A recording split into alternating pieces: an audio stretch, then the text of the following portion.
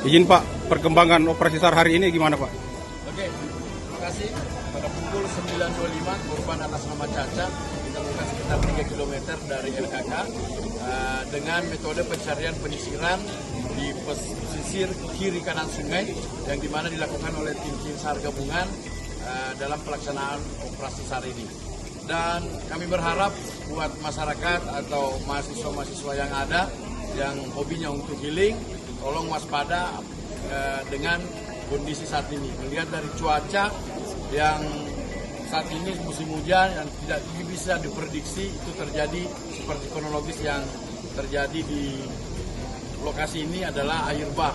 Tidak disangka-sangka langsung ada air gemuruh dari atas. Jadi mungkin satu perhatian berat untuk teman-teman yang suka rekreasi atau seperti apa, untuk camping, untuk selalu waspada dalam kondisi cuaca seperti ini. Dan kami sangat berterima kasih buat masyarakat setempat sudah membantu pelaksanaan operasi.